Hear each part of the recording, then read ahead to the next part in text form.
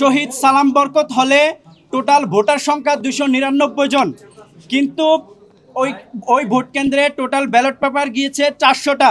দীর্ঘ 33 বছর পর জাহাঙ্গীরনগর বিশ্ববিদ্যালয়ে জাকসু নির্বাচন অনুষ্ঠিত হতে যাচ্ছে। আমরা সবাই ইতিহাসের একটা সাক্ষী হতে যাচ্ছি। আমি সহ আমাদের ক্যাম্পাসের সকল স্টুডেন্ট সেই ইতিহাসের সাক্ষী হতে যাচ্ছি যে আমরা একটি জাকসু নির্বাচন অনুষ্ঠিত হতে যাচ্ছি ইনশাআল্লাহ। আজকে সকাল 9টা থেকে আমাদের ক্যাম্পাসে জাকসু নির্বাচনে ভোট গ্রহণ শুরু হয়েছে। ইতিমধ্যে আপনারা লক্ষ্য করেছেন যে বিভিন্ন ভোট কেন্দ্রগুলোতে লাইন ধরে আমাদের ক্যাম্পাসের স্টুডেন্টরা ভোট দিচ্ছেন, কিন্তু তারপরেও আমরা বিভিন্ন জায়গায় বেশ কিছু অসঙ্গতি লক্ষ্য করছি।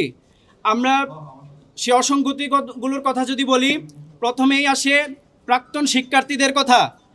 যে বিশ্ববিদ্যালয় প্রশাসন নির্বাচন কমিশন বলেছিলেন আজকে সকাল 6টা থেকে ক্যাম্পাসে কোনো সাবেক শিক্ষার্থী থাকতে পারবে না, কিন্তু আপনারা ইতিমধ্যে লক্ষ্য করেছেন যে ক্যাম্পাসে এখন পর্যন্ত সাবেক শিক্ষার্থীদের আনাগোনা লক্ষ্য করছি। বিভিন্ন ভোট কেন্দ্রের পাশেই তাদের অবস্থান দেখতে পাচ্ছি। এই বিষয়টা আমাদেরকে একটু চিন্তার মধ্যে ফেলে দেয়। তার পাশাপাশি আরও একটা বিষয় আমি আপনাদের জানিয়ে দিতে চাই, আমাদের শহীদ সালাম বরকত হলে টোটাল ভোটার সংখ্যা 299 জন, কিন্তু ওই ভোট কেন্দ্রে টোটাল ব্যালট পেপার গিয়েছে 400টা। এই যে 101টা অতিরিক্ত ব্যালট পেপার কেন গিয়েছে সে বিষয়ে ওই ভোট কেন্দ্রে যিনি দায়িত্বে আছেন তাকে জিজ্ঞেস করা হয়েছিল 101টা অতিরিক্ত ব্যালট পেপার কেন এসেছে।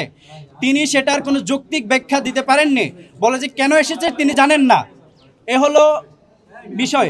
আমরা বিশ্ববিদ্যালয় প্রশাসন যেদিন ব্যালট পেপার ছাপিয়েছে ওই দিন আমরা খবর পেয়েছিলাম বিশ্ববিদ্যালয় প্রশাসন 10% অতিরিক্ত ব্যালট পেপার ছাপিয়েছে।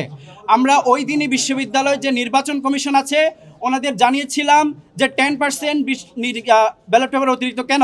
ওনারা জবাব দিয়েছিলেন যে আসলে কিছু ব্যালট পেপার হয়তো নষ্ট হয়ে যেতে পারে, এই কারণে ওনারা যুক্তি দিয়েছিলেন।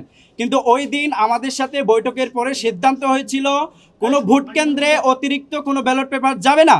কিন্তু আজকে যেহেতু শহীদ সালাম বরকত হলে 101টা অতিরিক্ত ব্যালট পেপার গিয়েছে, সে বিষয়টা আমাদেরকে একটু চিন্তার মধ্যে ফেলে দেয়।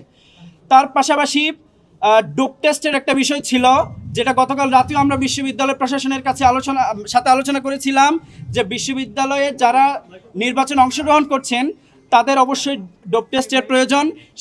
সেজন্য বিশ্ববিদ্যালয় প্রশাসন ডোপ টেস্টের আয়োজন করেছিল, কিন্তু ডোপ টেস্টের রেজাল্ট এখন পর্যন্ত নির্বাচন কমিশন প্রকাশ করেনি এবং বলা হয়েছিল যারা ডোপ টেস্টে অংশগ্রহণ করবে না বা পার্টিসিপেট করবে না তাদের রেজাল্ট বাতিল হবে। কিন্তু এখন পর্যন্ত আমরা খবর পেয়েছি অনেকেই ডোপ টেস্টে অংশগ্রহণ করেনি, কিন্তু তাদের কোনো তালিকা বিশ্ববিদ্যালয় নির্বাচন কমিশন এখন পর্যন্ত প্রকাশ করেনি। তার পাশাপাশি আমরা যারা ডোপ টেস্টে অংশগ্রহণ করেছি তাদের যে রেজাল্ট পজিটিভ নাকি নেগেটিভ এ সংক্রান্ত কোনো তালিকা বিশ্ববিদ্যালয় নির্বাচন কমিশন দেয়নি।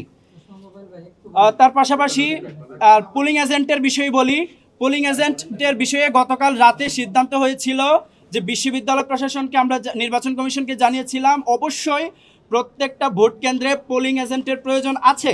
সেই প্রেক্ষিতে গতকাল রাতে ইনস্ট্যান্ট সিদ্ধান্ত নিয়ে একটা প্রজ্ঞাপন জারি করা হয় যে অবশ্যই প্রত্যেকটা ভোট কেন্দ্রে পোলিং এজেন্ট রাখবেন। কিন্তু সকালবেলা যখন বিভিন্ন ভোট কেন্দ্রগুলোতে আমাদের পোলিং এজেন্টরা গিয়ে পরিচয় দিচ্ছেন যে আমি এখানে পোলিং এজেন্ট হিসেবে থাকবো বা বিষয়টা জানাচ্ছেন, তখন বিভিন্ন ভোট কেন্দ্র থেকে বলতেছে আমরা তো আসলে এই বিষয়টা জানি না।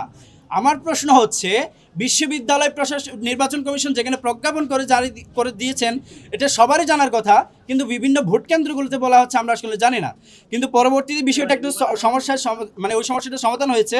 আমরা নির্বাচন কমিশনের সাথে কথা বলে আমাদের বিভিন্ন যে ভোট কেন্দ্রগুলো আছে সেগুলোতে আমরা পোলিং এজেন্ট বসিয়েছি। এ হলো নির্বাচনের সার্বিক পরিস্থিতি। আমি মনে করি যে অসঙ্গতিগুলো হচ্ছে বিশ্ববিদ্যালয় প্রশাসন অতি দ্রুত এগুলোর বিরুদ্ধে অ্যাকশন নেবেন এবং যে সাবেক শিক্ষার্থীদের যে বিষয়টা বললাম এবং হচ্ছে যে ডোপ টেস্টের বিষয়গুলো অতি দ্রুত প্রকাশ করবেন এবং সাবেক শিক্ষার্থীদের বিষয়ে যে বিষয়টা বলা হয়েছিল যে আজকে সকাল 6টা থেকে যদি কোনো সাবেক শিক্ষার্থীদের পাওয়া যায় তাহলে অবশ্যই ফৌজদারি আইনে তার বিচার করা হবে। তো আজকে যে বেশ কয়েকজন সাবেক শিক্ষার্থীদের দেখার পরে আমি নির্বাচন কমিশনকে সরাসরি জানিয়েছি, কার্যত এখন পর্যন্ত নির্বাচন কমিশন কোনো ব্যবস্থা নেয়নি। আমরা ওই সময় বলেছি যে আমাদের ভাই যিনি গিয়েছেন উনি হচ্ছে পর্যবেক্ষক রাখার বিষয়ে তিনি সরাসরি কথা বলতে গিয়েছেন, বুঝতে পেরেছেন। কিন্তু তার পাশাপাশি যখন আমরা দেখতে পেয়েছি ছাত্রদলের বিভিন্ন নেতারা যারা ব্যালট বক্স যখন নিয়ে যাচ্ছে, ব্যালট বক্সের পেছনে পেছনে যাচ্ছে, তখন ক্যাম্পাসের একজন সাংবাদিক এটা একটু ভিডিও করছিলেন। ভিডিও করার কারণে ওই সাংবাদিককে জেরা করা হয় এবং ওই সাংবাদিকের মোবাইলে যে ভিডিও করা হয়েছিল সেটা ডিলিট করতে বাধ্য করা হয়।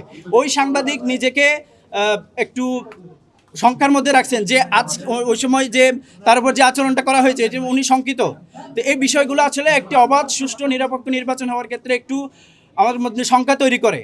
তো যে বিষয়গুলো হয়েছে আমি মনে করি অতি দ্রুত বিশ্ববিদ্যালয় প্রশাসন সে বিষয়গুলোকে সলভ করবেন এবং আমাদের ক্যাম্পাসে দীর্ঘ 33 বছর পর যে একটি নির্বাচন হতে যাচ্ছে, আমাদের বিশ্ববিদ্যালয় যে এত সুন্দর একটি নির্বাচন প্রত্যাশা করে সেটার ইতিহাসে সাক্ষী হতে যাচ্ছে। তো আমরা মনে করি নির্বাচন কমিশন অবশ্যই একটি অবাধ সুষ্ঠু নিরপেক্ষ নির্দলীয় নির্বাচন আমাদেরকে উপহার দিবে, আমরা সেই প্রত্যাশা রাখি। এবং যদি আমরা এভাবে একটি অবাধ সুষ্ঠু নিরপেক্ষ নির্বাচন উপহার পাই, আমরা মনে করি বাংলাদেশ ইসলামী ছাত্র শিবির সমর্থিত সমন্বিত শিক্ষার্থী জোট প্যানেল পূর্ণাঙ্গভাবে জয়লাভ করতে পারবে বলে আমরা প্রত্যাশা করি।